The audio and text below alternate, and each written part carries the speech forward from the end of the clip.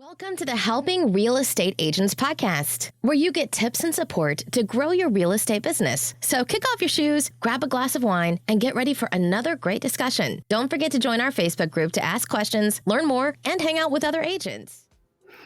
In today's podcast, I'm going to share with you 3 unique value propositions that you can share with your buyers who want to know, what have you done for me lately? Welcome to the Helping Real Estate Agents podcast with Tanya Eldert. I'm the owner of the Agent Success School, a licensed Florida instructor, a broker associate, a leader of a real estate marketing team, and a certified coach. I've worn lots of hats in my real estate career, but my primary focus has always been on helping agents grow their business. Any agents that are doing real estate nowadays understands how competitive a market we have right now.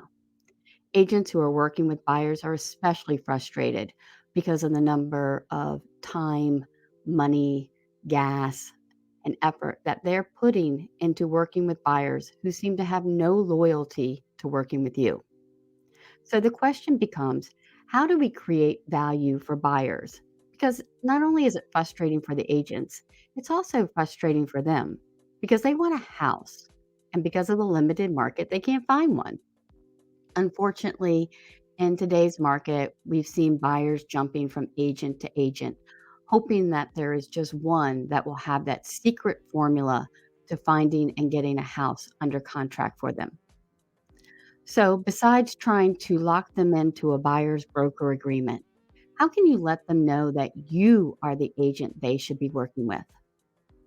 The answer is creating value and making sure that you are educating your buyers as to what your value actually is. In other words, when they ask you, "What have you done for me lately?" you have a unique value proposition that you can easily convey to them. So, let's start with number 1. Education and expectations. When I started working with buyers years ago, I created a buyer's guide workbook. It was a very simple notebook with a pocket and my business card, and it outlined the entire buying process. It had a what they could do checklist and all the steps that I was doing in the background on the back of that. In other words, I explained what I did.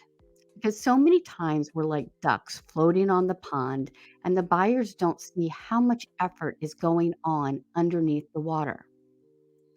I let the buyers know how we were going to be working together, and I provided them with resources and different forms that they could fill out as they visited the houses. I had sheets for them to get quotes from insurance.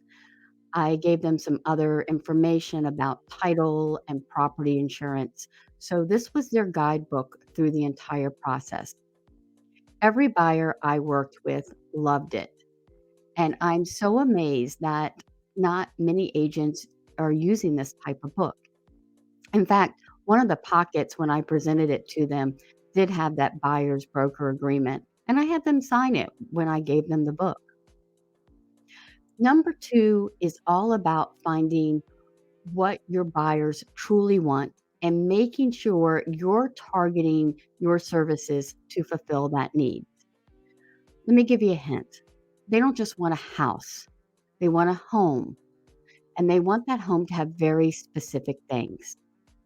When I was sending out MLS listings to active buyers, I always used the Concierge Mode.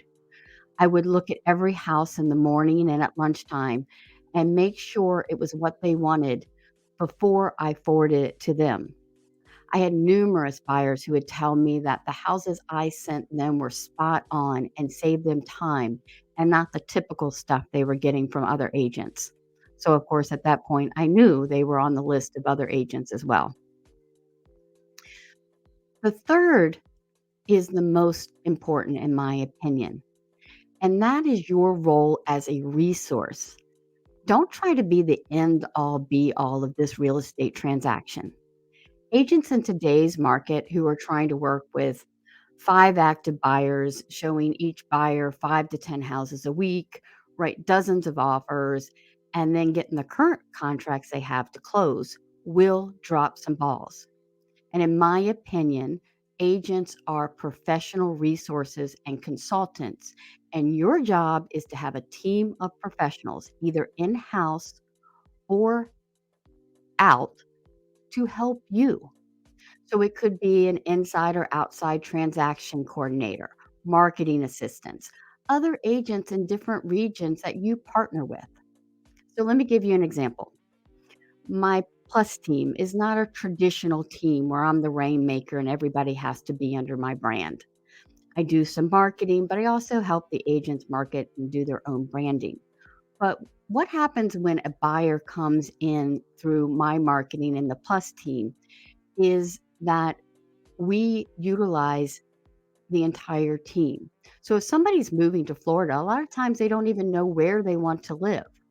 And we provide value because I'm connected with agents all over the state. So I'm like the central conductor and I orchestrate viewings in the different cities. And so that buyer stays with our group. A central person can write the offers. The real estate help team does our transaction contract to close. There's a moving concierge that will help them with setting up utilities and moving referrals. And the marketing team sets up follow up for them after they close for at least 5 years. This is what we do. And the best part of it is those systems are in place and all of them are paid for at close. So nothing comes out of our pocket up front. The value to the buyer is that the whole team is there versus just one agent trying to be the end all and be all. And the great thing about this is any agent can do this and they can put these systems into place. So you're an agent and you think this is something you like to do and you just want some more details and get pointed in the right direction. If you go to tanyaeldert.com, you will see several ways that you can contact me.